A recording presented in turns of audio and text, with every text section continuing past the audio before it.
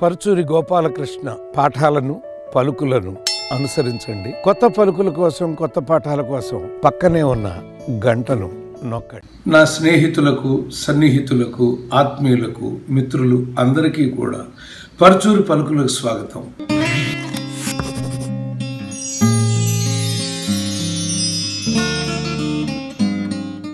ఈ రోజున మహానుభావుడు అన్న ఎన్టీ రామారావు గారి జ్ఞాపకాలు చెప్పుకున్నాం. అన్నగారి గురించి ఎన్నో వీడియోలు చేశాను, ఎన్నో జ్ఞాపకాలు చెప్పుకున్నాను.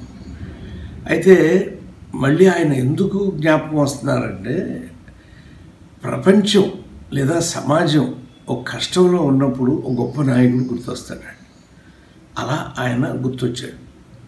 ఇంతకుముందు కూడా అనేక పర్యాయాలు తెలుగు జాతికి కానీ, భారతదేశానికి కానీ, సైనికులకు కానీ ఏ కష్టం నష్టం వచ్చినా మొట్టమొదట స్పందించిన మహానుభావుడు అన్న ఎన్టీ రామారావు గారు.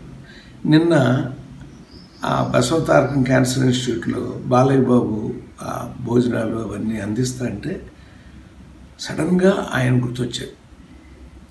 ఆయన గుర్తొచ్చిన తర్వాత కాసేపు టీవీలోకి వెళితే ఆ టీవీలో గుండమ్మ కథ వస్తాను, అక్కినేని నాగేశ్వరరావు. అంటే వాళ్ళిద్దరూ కూడా తెలుగు చలనచిత్ర పరిశ్రమకే కాదు, తెలుగు జాతికే రెండు కళ్ళ లాంటి వాళ్ళని మనం అనేక పర్యాలు చెప్పుకుంటాం.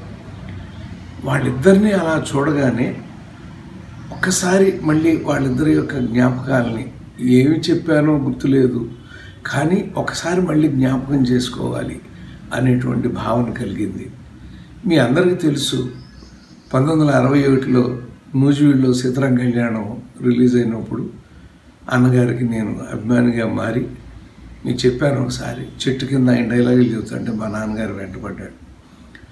డైలాగులు చెప్తాంటే వెంటపడ్డాడండి, బొమ్మలు గీస్తాంటే వెంటపడ్డాడు, కథ రాసినా వెంటపడ్డాడు. ఆయన దృష్టిలో ఏంటంటే రైతు బిడ్డ రైతుగా ఎదగాలనేది తప్ప చదువుకోవాలనే కోరుకుండేది కాదు. కానీ మా అమ్మగారికి మాత్రం ఎలా అయినా బిడ్డలు బాగా చదువుకోవాలి, పైకి రావాలని మా అమ్మకి ఆలోచనగా ఉండేది. అయితే ప్రస్తుతం అన్నగారి జ్ఞాపకాలు కాబట్టి, ఆ తర్వాత జీవితంలో మొదటిసారి 1965 జూలై 18వ తారీఖున నేను ఈ భాగ్యనగరంలో అడుగుపెట్టాను. మా నాన్నగారు వాళ్ళందరూ ఇక్కడికి మారిపోయారు. అలా అడుగుపెట్టి నేను ఎక్కడ నేల మీద పెట్టాను భాగ్యనగరంలో అనేది చెప్తే చాలామందికి ఏదో ఇప్పుడు చెప్తున్నాడేమో అని అనుకుంటారు. కానీ రుణానుబంధ రూపేణ పశుపతిని సుతాలయ అంటారండి. నేను అడుగుపెట్టింది రామకృష్ణబాబుకి వచ్చినటువంటి ఆ ఇల్లు. ఆయన చానాళ్ళు ఉన్నారు ఆ ఇంట్లో. ఆ ఇంటి ఎదురుగా, గేటు ఎదురుగా నేను దిగానండి. అప్పుడు నాకు తెలియదు అది అన్నగారి ఇల్లు అని, అసలు కొన్నారో లేదు కూడా తెలియదు అప్పుడు నాకు. బట్ ప్రదేశం అదే నేను దిగింది. ఎందుకంటే ఎదురుగా సాగర్ టాకీస్ ఉంది. అక్కడి నుంచి వెళ్ళి ఏదో ఫోన్ చేసుకుంటే మా చిన్నన్నయ్య వచ్చాడు, తీసుకెళ్ళాడు. కానీ తర్వాత అన్నగారితో నేను సిట్టింగ్లు, ఒక అనసూయ గారు అల్లుడు కానివ్వండి, కథానాయకుడు కానివ్వండి, వీటన్నిటికీ వెళుతున్నప్పుడు చూస్తుంటే ఈ గేటు దగ్గరే కదా నేను దిగిందని అప్పుడు గుర్తొచ్చింది. అంటే ఒక ఎంఏ పూర్తి చేసి, ఒక ఫతేపురంలో, ఒక ఉయ్యూరులో లెక్చరర్గా ఉండి, ఎంత అద్భుతంగా జీవితాన్ని ఉపన్యాసగా వృత్తిలో వెళుతున్నటువంటి నేను మరి ఇక్కడ అడుగుపెట్టి లింక్ ఎప్పుడు దొరికిందంటే 1980 జూన్లో అన్నయ్య పుట్టినరోజు నాడు. మీకు చెప్పాను అది ఒకసారి. కానీ అసలు నేను ఇంత అభిమానించి ఆరాధించిన మనిషిని ప్రత్యక్షంగా ఎప్పుడు చూడగలిగాను అనేది 1966వ సంవత్సరం అయి ఉంటుంది అది. అప్పుడు మా నాన్నగారు డైరీ ఫామ్ ఉండేది. ఆ పాలు ద్వారకా హోటల్కి, వెంకటేశ్వర లాడ్జికి పోస్తూ ఉండేవాడు. ఆ డబ్బులు తీసుకురావటానికి నేను వెళ్ళేప్పుడు ద్వారకా హోటల్లోకి వెళ్ళినప్పుడు ఎన్టీఆర్ అని అరుస్తుంటే ఎక్కడెక్కడని పరిగెత్తుకుంటూ వచ్చాను. నేను కూడా చూస్తే దూరంగా సూట్ వేసుకుని ఉన్నారు. అలా ఎవరితోనూ మాట, ఇక పరిగెత్తకుండా అంత దూరంలో వెళ్ళి ఆయన చూడాలనుకుని పరిగెత్తున్నాను. కానీ కారెక్కి ఆయన వెళ్ళిపోయారు. అది మొట్టమొదట అలా ఆ మహానుభావుని చూసిన మొదటి అంశం అది.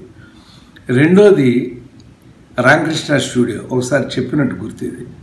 ఆ స్టూడియో ఓపెనింగ్ రోజున అశోక్ కుమార్ అని మా ఫ్రెండ్ వాళ్ళ నాన్నగారు, రిజిస్ట్రార్ గారు, ఆయనకు వచ్చిన ఇన్విటేషన్, రే నీకు అన్నగారు అంటే ప్రాణం కదా, నువ్వు వెళ్ళాను, అతను నా చేతికి ఇస్తే అది తీసుకుని నేను రావటం జరిగింది.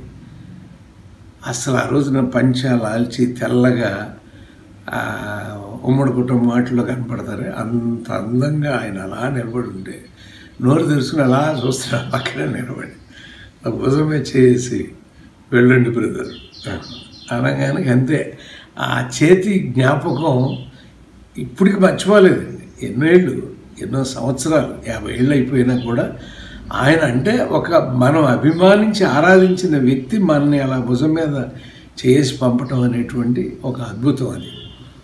ఆ తర్వాత డైరెక్ట్గా 1980 జూన్లో కలవటం జరిగిందండి. అయితే ఇక్కడ నిన్న ఆ భోజనాలు పెట్టడం అనేసరికి అన్నగారు భోజనాలు పెట్టడంలో ఒకసారి మీకు చెప్పాను నేను, నాకు భోజనం పెట్టి గోపాలకృష్ణ అని ఎవరికి నేను పేరు పెట్టుకోలేదు, మిమ్మల్ని 8వ కొడుకుగా పంపించారు అని అన్నారని. అది కూడా మీకు ఒక గొప్ప మాటతో చెప్పారండి. అభిమానిలో కొడుకుని చూడగలిగిన మహానుభావుడు ఆయన అని ఎంతమందిలో చూసేవాడు. ఎందుకంటేనండి ఆయన రాజకీయాల్లో తిరుగుతున్నప్పుడు మీ అందరికీ తెలుసు, నేనే పక్కన ఉండేవాడిని, చాలా ఆయన చెప్తూ ఉండేవాడు, నేను రాసిస్తూ ఉండేవాడిని. ఒక రోజు చూస్తే ఆయన కాలు చిట్లిపోయి ఉంది. ఏంటి అన్నగారు కాలు అలా చిట్లిపోయింది ఏంటంటే, వాళ్ళకి నేను దైవంతో సమానం బ్రదర్, దేవుడిగా భావించి కింద కొడతా ఉంటారు, కొంతమంది కాలు మీద కొట్టేశారు.